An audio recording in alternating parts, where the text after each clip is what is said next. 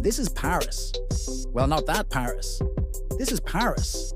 You think Paris was built for candlelit dinners, kissing on bridges, and croissants bigger than your ego? Nah, Paris was built for a wee AR, on a tiny island surrounded by enemies. And if you don't believe me, let us rewind 2,300 years to when this city of love was just a muddy Celtic fishing shack waiting to get stabbed. We're the Action Lab. Every day we bring you the most explosive stories from human history. Welcome to our channel. Now, yeah, it's hard to imagine today, but Paris is built on a literal dot of land. In fact, it's a coin flip whether it's technically an island or a peninsula. Either way, it's surrounded by water on 3 sides, and since prehistoric times, the high ground has been a great place to live. But the downside is you're gonna be attacked a lot. Our story starts with the Parisi tribe. Not those pastries, these badass Celtic tribesmen who lived along the River Seine in the 3rd century BCE. Their island settlement was a natural fortress, kind of like what Gibraltar is to Europe, except way smaller. Just look at it. It's so tiny that this is basically the entire village. Those huts are within arm's reach of each other. There's no room to expand without building upwards. For comparison, this is how big the island is compared to Buckingham Palace. The Parisi weren't famous for much except fishing, raiding neighboring villages, and making the best jam. They lived peacefully until 52 BCE, when Julius Caesar decided he wanted to conquer Gaul. That's right, the guy who also brought us the Julian calendar, weird. Anyway, Caesar crushed the Parisii and claimed the island for Rome. He named it Lutetia, which we're pretty sure means island shaped like a backward C. Don't fact check us, we're going off of vibes. After Caesar left, the island stayed relatively chill. Rome brought roads, baths, an amphitheater, and forts. Yes, plural. Now, if there's one thing we learned from Game of Thrones, it's that even the mightiest empires occasionally need to build a second wall. The first line of defense was a wooden palisade built during the Gallic Wars. It was probably pretty scrappy, so the Romans later replaced it with something more substantial, like stone. These watchtowers scanned the horizon for invaders. Meanwhile, a few streets over, Roman aristocrats were partying like it was '69. You know, you'll never catch them dead in those flimsy wooden shacks. Nope, they built themselves permanent homes nearby. You know, just in case they got murdered. But the funny thing is, despite living in a fortress island, the Romans didn't seem too worried about defense. Maybe they figured the River Seine would do the job. But the thing about rivers is they change course. And sure enough, over the centuries, the Seine shifted, connecting the island to the mainland. So now the Romans had to work with what they had. Sure, they had a few extra acres of land, but they were surrounded by swamp. By the 4th century, the island was an actual liability. The Roman Emperor Diocletian pulled his forces out of Lutetia, leaving the local governor in charge. At least he had some experience. Between 284 and 305 AD, he served as the governor of Britain. But apparently, he preferred managing a swamp to running an entire province. By the end of Roman rule, Lutetia looked like this, completely abandoned. And just as the last Roman soldier was rowing away, a new threat arrived: the Goths. They hated swamps almost as much as the Romans did, so they immediately set about draining it.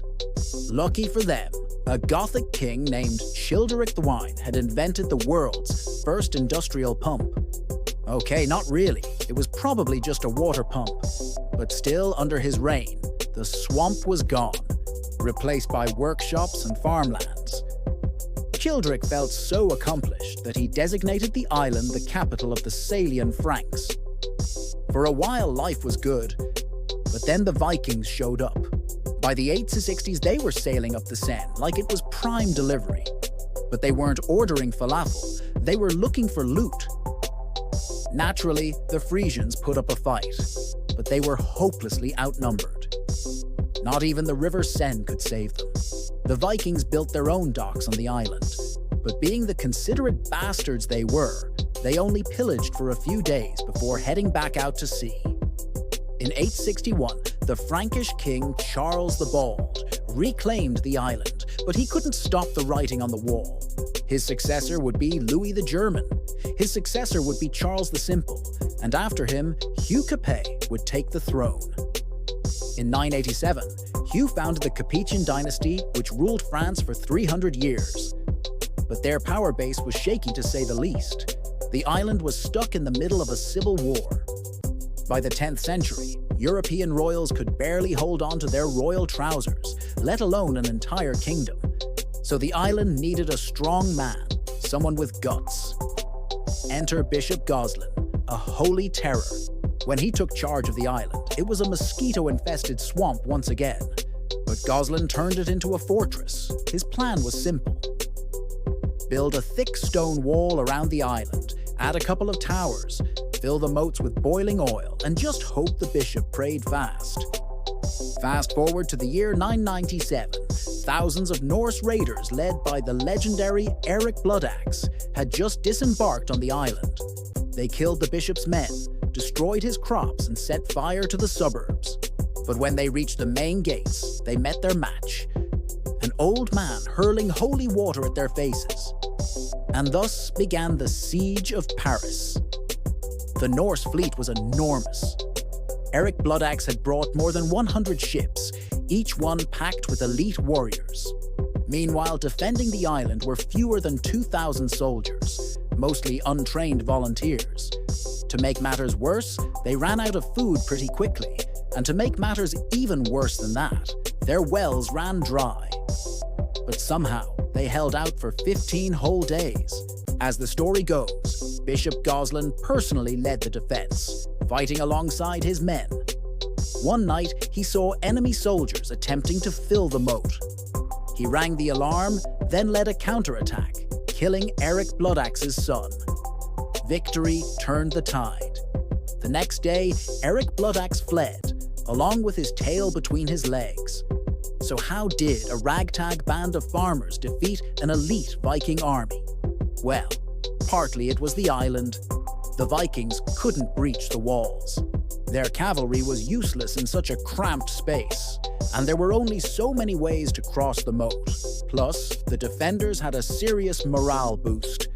As legend has it, St. Martin himself appeared on the ramparts and helped defend the island.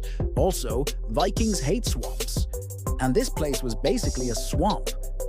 Maybe they lost interest after a while. Who knows? All we know is that by the end of the siege, Bishop Gottschalk was a hero, and the island was safe. Fast forward a few centuries, and the island had become a very different place. It was home to 200,000 people, 1,000 businesses, dozens of monasteries, and a whole load of medieval gold. That last part isn't true. We made it up. But everything else is. And in the Middle Ages, there was even more stuff. Kings built palaces. The population boomed. Notre-Dame began construction. Everything was awesome. Then the kings and queens died. The construction stopped and the island became a pressure cooker of ideas. Philosophers and artists like Voltaire and Rousseau made the island their home. And when the French Revolution blew up, Parisians took to the streets. The revolution started here, and it changed the world forever. These days, Paris is called the City of Love.